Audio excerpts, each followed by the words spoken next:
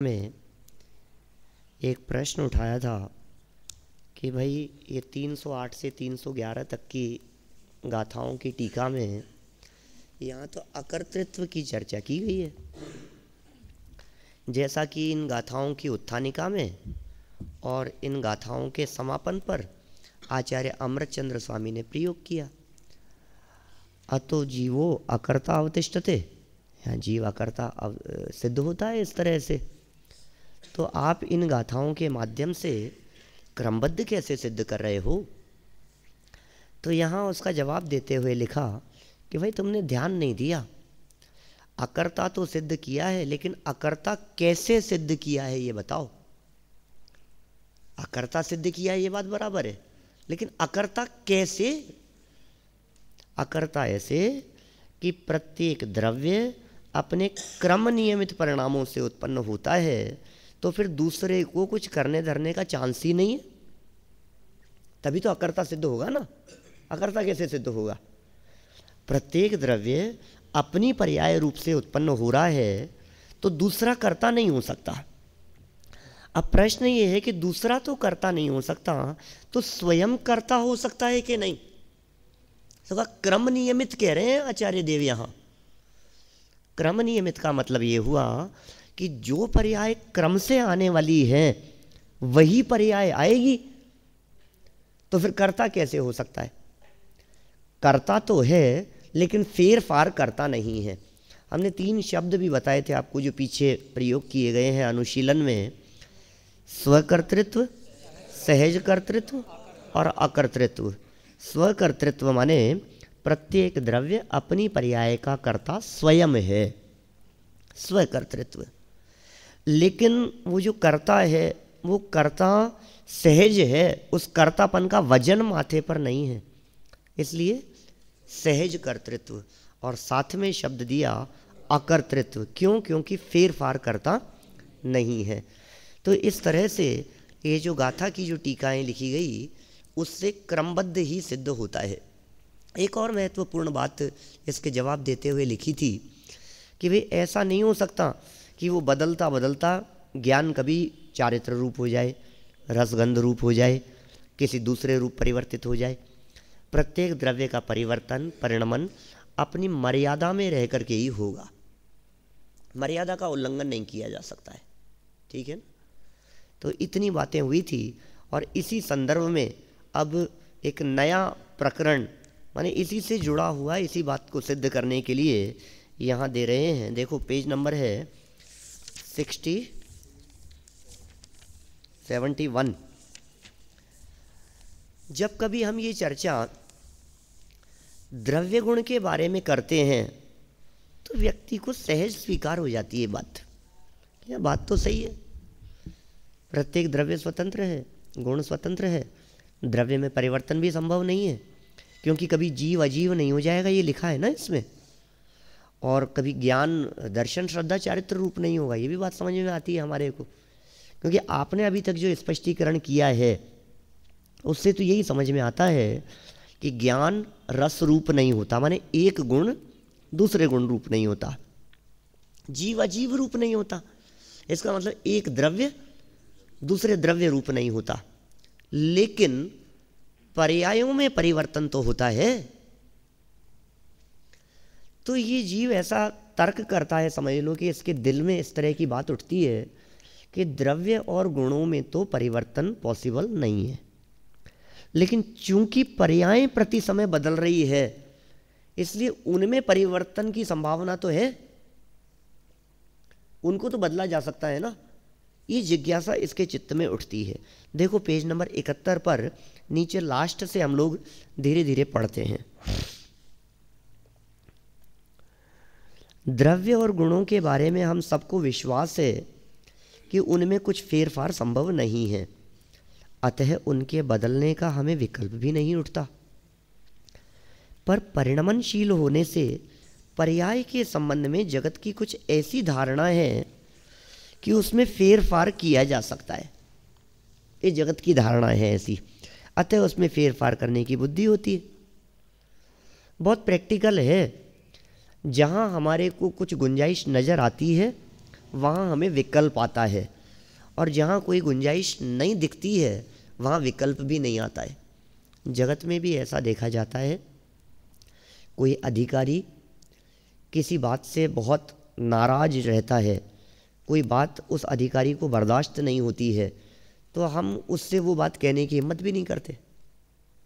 ठीक है, हम जानते हैं कि यार ये, और जिसके बारे में हमें लगता है कि मे बी ये थोड़ा सा लगता है हमारे को कि ये कुछ कर सकते हैं, तो हमें विकल्प भी आता है उनसे कहने का, उनसे करवाने का, उनसे सिफारिश करने का।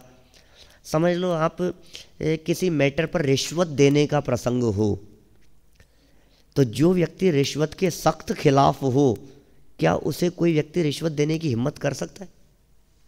भाई साहब कोशिश कर मत लेना, उठा के जेल में पटक देगा। सब समझते हैं इस बात को।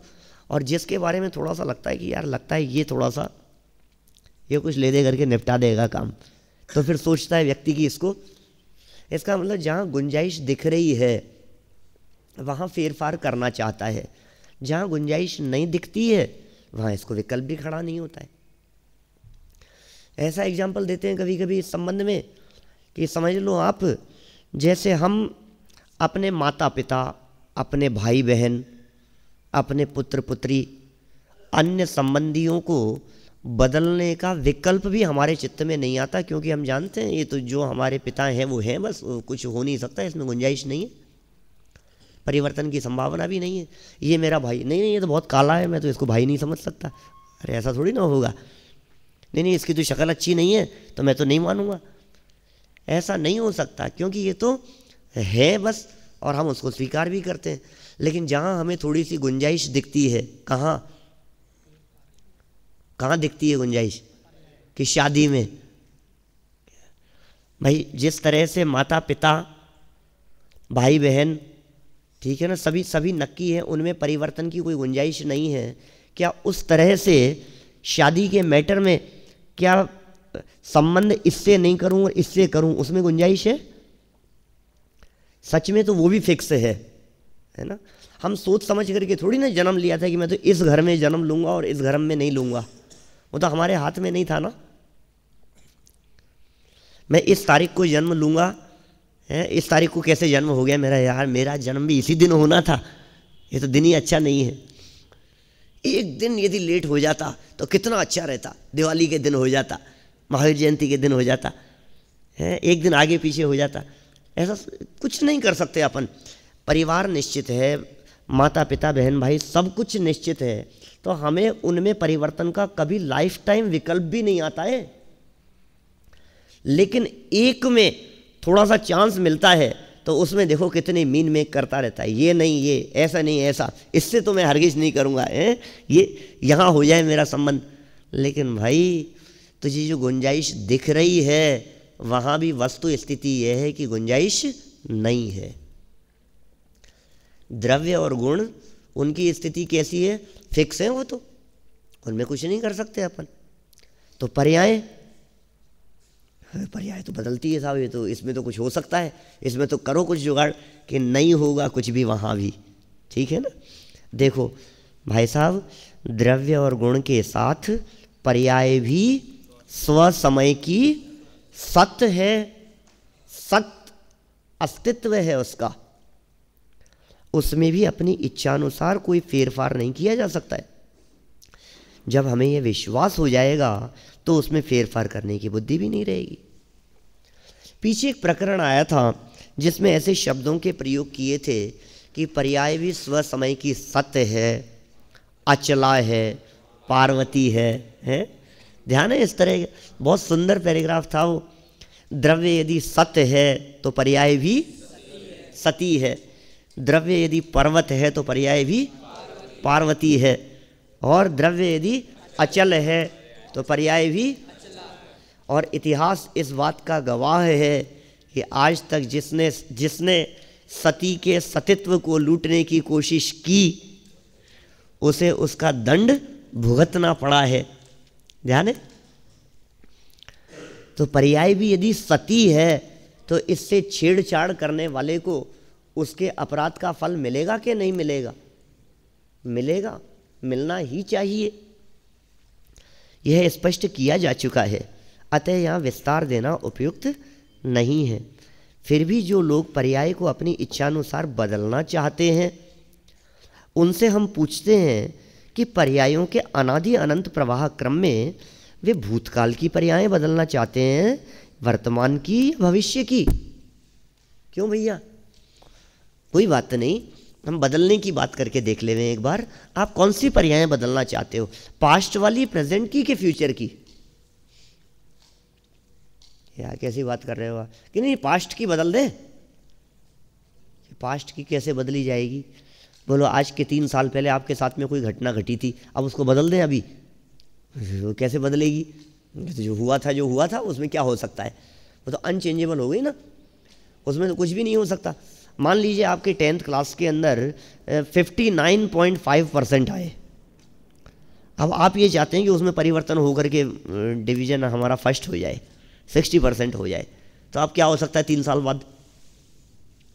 नहीं, कुछ तो परिवर्तन कर लें पिछली पर्यायों में, हो ही नहीं सकता। माने भूतकालीन पर्यायों में तो परिवर्तन संभव नहीं है, यह बात स्पष्ट समझ में आ सकती है, क्योंकि वे तो हो ही चुकी हैं, वो तो बीत चुकी हैं, उसमें तो परिवर्तन की कुछ भी गुंजाइश बची नहीं है। फिर क्या करें साहब? वर्तमान और भविष्य की, अब उसमें तो कर सकते हैं ना, लेकिन वर्तमान भी तो हो ही रही है, उसमें क्या किया जा सकता है? उस पर ये कहता है कर्तृत्व के अभिमान से ग्रस्त अज्ञानी जीव कि वर्तमान पर्याय में कुछ क्यों नहीं किया जा सकता है, लो मैं उसे अभी उखाड़ फेंकता हूं। उससे कहते हैं भाई जरा विचार तो करो, वह उत्पन्न तो हो ही गई है, अतः उससे उत्पन्न होने से रोकना तो संभव नहीं है।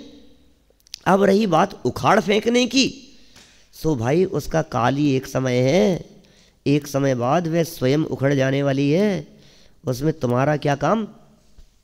बोलो। नहीं मैं उखाड़ फेंक देता हूँ, अरे एक समय की पर्याय है, कैसे उखाड़ फेंकेगा उसे? दूसरी बात यह भी तो है कि हमारे क्षयोपशम ज्ञान में वह पर्याय उत्पन्न होने के असंख्य समय बाद आती है। आप जानते हैं एक समय की पर्याय छद्मस्थ के ज्ञान का विषय नहीं है, छद्मस्थ की पकड़ में नहीं आ सकती एक समय की पर्याय। छद्मस्थ जानते हैं कौन होते हैं?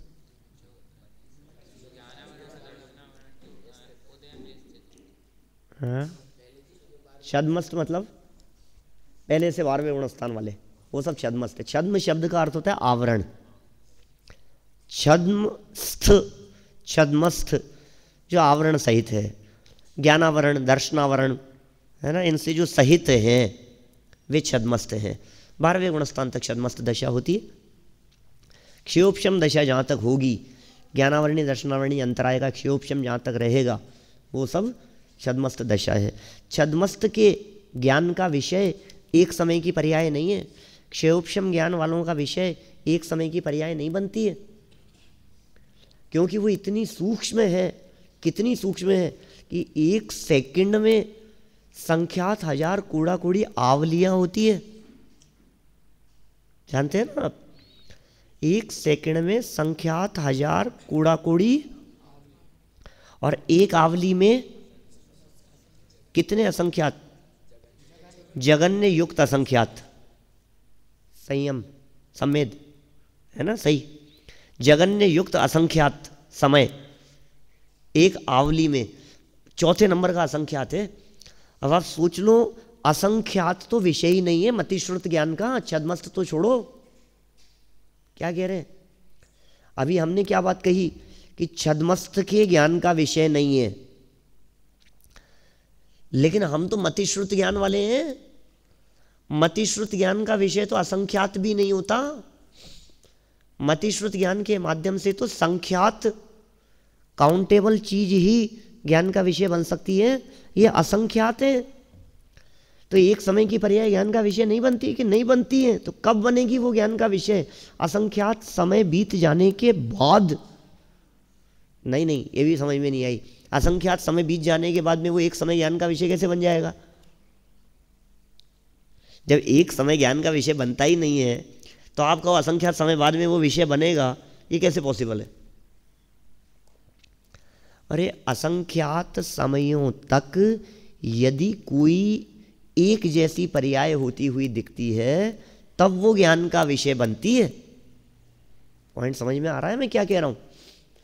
पर्याय तो एक समय मात्र की ही होती है, लेकिन उसके अगले समय भी उसी जैसी पर्याय, उसके अगले समय भी उस जैसी ही पर्याय, उसके अगले समय भी उस जैसी ही पर्याय, इस तरह से एक जैसी पर्याय। जैसे मान लो ये हाथ यहाँ है, ये यहाँ से यहाँ चलने में असंख्यात समय लग रहे हैं, ये उंगली ऐसी खड़ी होने में असंख्यात समय लग गए, तो अब ये असंख्यात समय तक जो एक जैसी रही ना स्थिति, ये पकड़ में आ रही है हमारे को।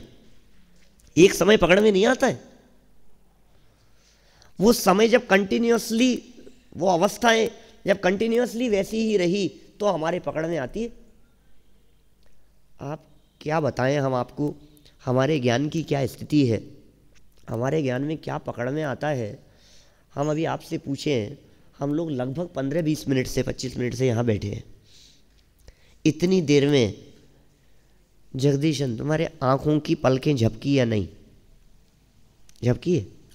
पता लगा पिछले 20-25 मिनट में? बोलो। और अब पता लगा कि नहीं मेरे कहने के बाद? तो इससे पहले पिछले 20 मिनट में भी वह आंखों की पलकें झपकी थी या नहीं? आंख के सामने कोई चीज आकर वापस चले गई और उसके बावजूद हमें पता नहीं लगा कि आंखों के सामने कुछ आया था। बोलो। और जब हमने कहा तो उसके बाद में मालूम चलता है। पलक झपकने का मतलब क्या है? आंखों के सामने कुछ आ जाना। भक्तामर स्तोत्र पढ़ा है आप लोगों ने, कोर्स में था, उसमें तो ऐसा प्रयोग किया है मानतुंग स्वामी ने, दृष्ट्वा भवंतम अनिमेष विलोकनीयम नान्यत्र तोषमुपयाति जनस्य चक्षु। दृष्ट्वा भवंतम, दृष्ट्वा देखकर, भवंतम आपको, कैसे? अनिमेष विलोकनीयम, माने मानतुंगाचार्य कह रहे हैं, हे जिनेंद्र देव, यदि मैं आपको देखता हूं तो पलकों का झपकना भी मुझे आपको देखते समय डिस्टर्बेंस महसूस होता है। माने आपके और मेरे बीच में ये पलकें भी आ जाए, ये मेरे को बर्दाश्त नहीं है, ऐसा कहते हैं वो। तो हमारे को तो इतनी मोटी मोटी चीज पकड़ में नहीं आती है, ये समय क्या पकड़ में आएगा, ये क्या हमारे ज्ञान का विषय बन पाएगा? ये तो छद्मस्त के ज्ञान का ही विषय नहीं है, जिसमें तुम घमंड करते हो मैं पर्याय को उखाड़ फेंकूंगा। क्या उखाड़ फेंकूंगी? वो पर्याय तो अगले समय अपने आप ही जाने वाली है, अपने आप ही चले जाएगी वो पर्याय, तो तुम चाह करके भी रोक नहीं सकते उसे। जब तक हम उसे उखाड़ फेंकने की सोचेंगे तब तक तो वे कभी की उखड़ चुकी होगी। कैसे उखाड़ फेंकेंगे आप उसे? इस पर यदि वह कहे न सही भूत की और वर्तमान की पर्याय, भविष्य की पर्याय तो हम बदल ही सकते हैं। ये तो लगता है अपने को यार, यहाँ तो अपने को कुछ गुंजाइश दिख रही है। भूतकाल में तो पॉसिबल नहीं था, और वर्तमान में भी चलो तुमने समझाया तो समझ में आएगा हमारे को। छद्मस्त के ज्ञान का विषय नहीं है, एक समय की पर्याय पकड़ में आती नहीं है, और आ ही गई है तो अब क्या करें? अच्छा गुस्सा आ गया तो रोको उसे, आए हुए गुस्से को रोका जा सकता है? अरे आ गया तो क्या रोकेंगे? अब तो रोकना उसे कहते हैं हम कि आगे नहीं बढ़े, उसका नाम है रोकना। रोकने का मतलब क्या है? मुझे गुस्सा आ गया, अब रोको इसको। तो अब रोकेंगे? अब तो आ गया, अब तो अब क्या रोके? और ज्यादा ना आए, इसे रोकना कहते हैं। तो वर्तमान में भी परिवर्तन संभव नहीं है, लेकिन भविष्य की पर्यायों में तो हम जरूर परिवर्तन कर देंगे, कोशिश तो कर ही सकते हैं। देखो क्या कहते हैं 73 पर। एक किताब दे दो उधर ताऊ जी को। नहीं, देखो क्या कह रहे हैं। उनसे कहते हैं कि भविष्य की पर्याय अभी है ही कहां जो आप उन्हें बदलेंगे?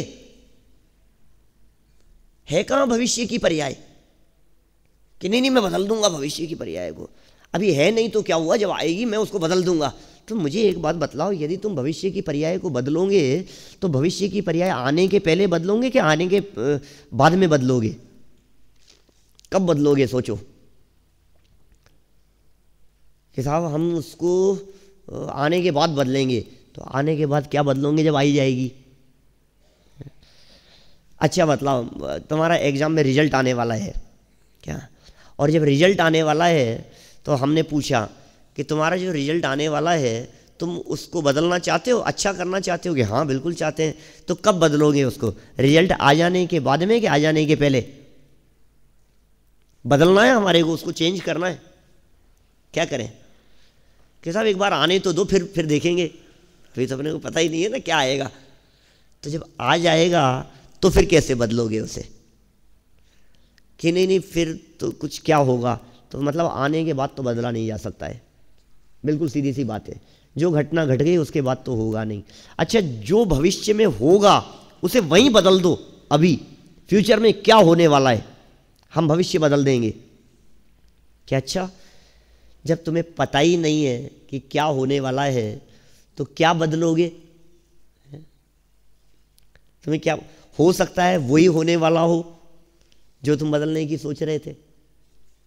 हम कैसे बदलें? कितनी बड़ी प्रैक्टिकल प्रॉब्लम है हमारे सामने जब हमें पता ही नहीं है कि क्या होगा। अच्छा बतलाओ, आज सब्जी जो है वो कुछ बदल दें अपन, जो बनने वाली है उसको? आपको पता है क्या बनने वाली है? बदल दें? बोलो अपन तो अभी तो क्या 8:30 बजे है ना, कब होगा भोजन? 10 बजे होगा। तो अभी बदल दें अपन, अभी तो 1.5 घंटा बाकी है जो होने वाला है उसको। नहीं बदल सकते 1.5 घंटे पहले? अच्छा, शाम को बनने वाली सब्जी को अभी बदल देते हैं अपन तो नहीं बदल सकते, श्रीमान जी तो बदल सकते हैं। उनके तो हाथ में है, वो चाहे तो डिसीजन ले लें, ये नहीं ये बनेगी, नहीं हो सकता। भाई साहब, पर्यायों के परिवर्तन की चर्चा चल रही है और वो भी तुमसे पूछ करके परिवर्तित नहीं होने वाली है। तुम कितनी भी कोशिश कर लो कि ये नहीं ये सब्जी बननी चाहिए, फिर क्या होगा? वो सब्जी मार्केट में नहीं मिलेगी तो क्या करोगे? नहीं बननी हो तो नहीं बनेगी वो। देखो, कोई ये कहे, इस पर यदि ये कहा जाए कि भविष्य में बुरी पर्यायें नहीं आने देंगे, अच्छी अच्छी पर्यायें लाएंगे, तो ये प्रश्न खड़ा होगा कि कौन पर्याय अच्छी है और कौन बुरी, इसका निर्णय कौन करेगा? आप कर सकते हैं इस बात का निर्णय कि कौन सी पर्याय अच्छी है और कौन सी पर्याय बुरी है? और फिर एक समस्या, ये एक ही समस्या थोड़ी ना, इसमें तो कितना लिखें दादा। माने आप कल्पना करो, हमने यदि भविष्य में अच्छी अच्छी पर्यायों को यहाँ ले आए, ठीक है, तो मुझे बतलाओ क्या बुरी पर्याय उसके बाद आएगी? क्योंकि पर्यायें तो निश्चित है, संख्या भी निश्चित है उनकी, जितने 3 काल के समय है पर्यायें तो उतनी है। आप सोच रहे हो कि अच्छी अच्छी अभी ले आते हैं तो फिर खराब खराब बाद में आएगी क्या? फिर क्या होगा? या आगे पीछे हो जाएंगी? कैसा होगा? क्या आप ये सोचते हैं कि सिद्ध पर्याय को हम पहले ले आए? हाँ साहब ऐसा कर लेते हैं हम, सिद्ध पर्याय अभी आ जाए तो मजा आ जाए, अनंत सुख। सिद्ध पर्याय अभी आ जाएगी तो अनंत सुख मिल जाएगा। तो फिर तुम्हारी अभी की जो बची हुई तकलीफ वाली, संसार वाली, राग द्वेष वाली पर्याय है, उनका क्या होगा? बोले वो उसके बाद आएगी, सिद्ध पर्याय के बाद। फिर कैसा हो जाएगा? पिक्चर चलती है ना, पिक्चर में जितने सीन होते हैं वे सब एक के बाद एक होते हैं, जुड़े हुए होते हैं। उनको तोड़ दो और टूट जाए और रील आगे पीछे हो जाए तो क्या होगा? है कैसी पिक्चर बन जाएगी? समझ में आ रही है आपको कुछ? क्या स्टोरी हो जाएगी? पहले बूढ़े हो जाए बाद में जवान हो, है? कैसा हो? पहले डेथ हो जाए और फिर बाद में उसकी शादी हो रही है, मूवी में ऐसा दिखाएं, यार ये क्या उटपटांग हो गया है ये। फ्लैशबैक में तो दिखाते हैं उसको क्या, लेकिन ऐसा प्रैक्टिकल पॉसिबल नहीं है। ऐसा नहीं हो सकता आपका रिजल्ट पहले दे देवे, रिजल्ट पहले सुना देते हैं, एग्जाम बाद में ले लेंगे। हंसी आती है ना ऐसी ऐसी बातें देख करके हमारे को, कैसा उटपटांग हो जाएगा। तो क्या ऐसा संभव है या आगे पीछे करना? पर्यायें यदि आगे पीछे कर दी जाएगी तो क्या होगा? और अच्छे बुरे का निर्णय भी कौन लेगा? बताओ, अभी मौसम अच्छा है कि खराब है? कल परसों सुबह बरसात आई थी, मौसम अच्छा था कि खराब था? विभिन्न रुचि हुई लोग हैं, क्या कह रहे हैं? विभिन्न रुचि है, अलग अलग रुचि वाले लोग हैं भाई साहब दुनिया में। किसी को क्या पसंद आता है, किसी को क्या पसंद आता है, किसी को ठंडी हवा अच्छी लगती है, किसी को लगता है अरे यार ठंडा अच्छा नहीं लग रहा है। तो तुम्हारे हिसाब से दुनिया चलेगी कि नहीं? मेरे हिसाब से चलेगी। कि तेरे हिसाब से चले तो उसके हिसाब से क्यों नहीं चले? बड़े दादा ने एक बहुत सुंदर छंद लिखा, वो है पुस्तक इन भावों का फल क्या होगा। उसमें सुना होगा आपने कभी, माली चाहे बरसना, धोबी चाहे धूप, साहू चाहे बोलना, चोर चाहे चुप। क्या मतलब? माली तो ये चाहता है कि यार खूब बरसात होनी चाहिए, बरसात अच्छी होगी तो फसल अच्छी होगी, बाग बगीचे हरियाली रहेगी, बरसात अच्छी होनी चाहिए। लेकिन धोबी ये कहता है नहीं नहीं नहीं, धूप निकलनी चाहिए, मेरे कपड़े नहीं सूखते। वो क्या सोचता है? उसे लगता है कि नहीं नहीं भाई साहब 3 दिन हो गए, धूप ही नहीं निकल रही है, कपड़े नहीं सूख रहे हैं, उन पर कलप नहीं लग रही है, मेरा तो सारा बिजनेस ठप हो रहा है, खूब धूप निकलनी चाहिए। अब माली की इच्छा के अनुसार यदि बरसात होने लगे तो हम कह रहे हैं धोबी की इच्छा के अनुसार धूप क्यों नहीं निकले, और धोबी की इच्छा के अनुसार यदि धूप निकलने लगे तो माली की इच्छा के अनुसार क्यों नहीं हो। और साहूकार, दुकानदार, आप दुकान पर जाकर के सामान देखते हैं, कपड़े देखते हैं और पसंद नहीं आते, निकलने लगते हैं, तो कहता है क्या चाहिए भाई साहब, बोलो तो सही, आप बोलो बोलो, सस्ता दिखाऊं, क्वालिटी अच्छी दिखाऊं, आप बोलो तो। और चोर क्या कहता है, आवाज नहीं। माने साहूकार बोलने की बात कहता है, चोर चुप रहने की बात कहता है। तो आवाज होनी चाहिए, शोर होना चाहिए कि साइलेंस रहनी चाहिए? विभिन्न रुचियों ही लोग हैं, विभिन्न रुचि वाले लोग हैं, अलग अलग रुचि वाले लोग हैं। एक विद्यार्थी सोचता है यार आज तो क्लास नहीं लगे तो अच्छा है, बहुत तेज नींद आ रही है, सो लेता हूँ थोड़ी देर और, ठंड भी लग रही है, रजाई ओढ़ करके सो ले। और दूसरा ये सोचता है कि नहीं नहीं आज तो क्लास लगनी ही चाहिए, हैं, नहीं तो क्या होगा, ज़बरदस्ती टाइम वेस्ट हो रहा है, एक एक दिन निकलते जा रहा है और एग्ज़ाम की डेट डिक्लेयर हो गई है। तो सबकी अलग अलग सोच है ना, क्या होगा? आप बदलना चाहते हो, वो नहीं बदलना चाहता है। इस नीति के अनुसार अच्छे बुरे का निर्णय भी असंभव नहीं तो कठिन अवश्य है। बोलो, यदि कोई कहे कि हम अपनी रुचि के अनुसार निर्णय करेंगे, बोलो दूसरे से हमें क्या मतलब साहब? निर्णय करने वाले हम हैं ना, परिवर्तन करने वाले हम हैं ना, भविष्य की पर्यायों को बदलने का तो हमने विकल्प किया है, हमें क्या मतलब दूसरा व्यक्ति क्या सोचता है, हम अपनी रुचि के अनुसार करेंगे निर्णय। उनसे कहते हैं यदि आप सिर्फ अपनी ही भावी पर्यायों के कर्ता बनते तो बात अलग थी। आप निर्णय करना चाहते हैं तो अपनी भावी पर्यायों की बात तो अलग है, पर आप तो पर पदार्थों की भी पर्यायें अपने अनुकूल बदलना चाहते हैं। उनमें इष्ट अनिष्ट का निर्णय मात्र आपकी ही इच्छा से कैसे होगा? जगत में अन्य प्राणी भी तो हैं, उनकी इच्छा के व्याघात का प्रसंग अवश्य आएगा। दुनिया में बहुत लोग हैं भाई साहब, आप किसे बदलेंगे? समय नहीं बदल सकते, मौसम नहीं बदल सकते हैं, खान पान, शरीर आदि की ये सब तो परद्रव्य ही है ना। आपको साहब मैं शरीर मेंटेन, अरे तो ये शरीर तेरा नहीं है ना, तो कैसे मेंटेन करके चलेगा? तो जबरदस्ती के व्यर्थ के विकल्प करता है इस तरह के, इन विकल्पों से कुछ सिद्ध तो होना नहीं है, झूठे विकल्प हैं ये। और पीछे एक बहुत सुंदर पैराग्राफ दिया था, आपको ध्यान होगा, जब तो 2-4 साल का था तब अपनी इच्छा अनुसार क्या क्या करता था, और थोड़ा बड़ा समझदार हो गया है, 20-22 साल का हो गया है, तो सोचता है कि मैं मेंटेन करके चलूं। और फिर क्या होता है, जब 4-6 महीने का था, साल 2 साल का था, तो दिन दुगना रात चौगुना बढ़ता था। और जब अब 18-20 साल का हो गया है तो अब बढ़ना बंद, अब परिवर्तन बंद हो गए हैं। देखो क्या कह रहे हैं, पर में तुम्हारी नहीं चलती है। और सुनो, दूसरा, क्या आपको पता है कि भविष्य में अमुक पर्याय आने वाली है, जिसे आप यह निर्णय कर सकें कि अमुक पर्याय को बदल कर मैं अमुक पर्याय लाऊंगा? हमें मालूम ही नहीं है कि कौन सी पर्याय आने वाली है, और आप बदलना चाहते हैं। और आप बदल करके ये सोचें कि मैंने इसको बदल दिया, तो आप ये कैसे कह सकते हैं कि ये आपके द्वारा बदला गया है? हो सकता है वही होने वाला हो। ये जो रुमाल है ना, ये यहां से यहां आने वाला था, लेकिन मैंने यहां रख दिया। बोलो, बदल दिया ना मैंने? यहां से यहां आने वाला था ये, लेकिन मैंने यहां बदल दिया। कि तुम अपने मन से ही सोच रहे हो कि यहां आने वाला था। इस बात का क्या आधार है कि यहां आने वाला था? इस बात का क्या आधार है कि ऐसा होने वाला था लेकिन मैंने बदल दिया? ये तो अपने छद्मस्त ज्ञान के आधार पर, अपने शिवोपशम ज्ञान के आधार पर हम इस प्रकार की बात कह रहे हैं ना। वस्तु स्थिति तो यही है कि यही होने वाला था, वो वहीं पहुंचने वाला था। सर्वज्ञ परमात्मा के ज्ञान में तो वही झलक रहा था।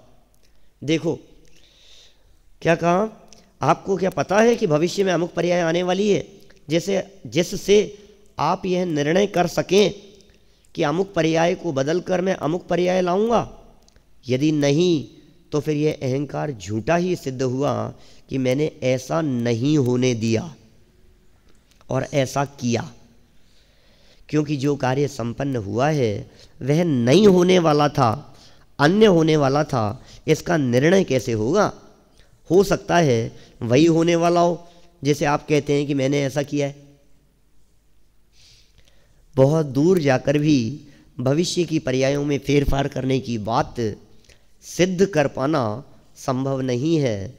अतः व्यर्थ प्रयास से क्या लाभ है ना? अंत तो गत्वा यह स्वीकार करना ही श्रेष्ठ है कि प्रत्येक द्रव्य क्रम नियमित अपने परिणामों से उत्पन्न होता हुआ निज रूप ही रहता है, पर रूप नहीं होता। इस तरह से ये पहले प्रश्न का उत्तर अपना यहाँ संपन्न हुआ। लेकिन इतनी चर्चा करने के उपरांत भी ये शिष्य कहता है कि साहब फिर भी आखिर करता कौन है, ये बताओ।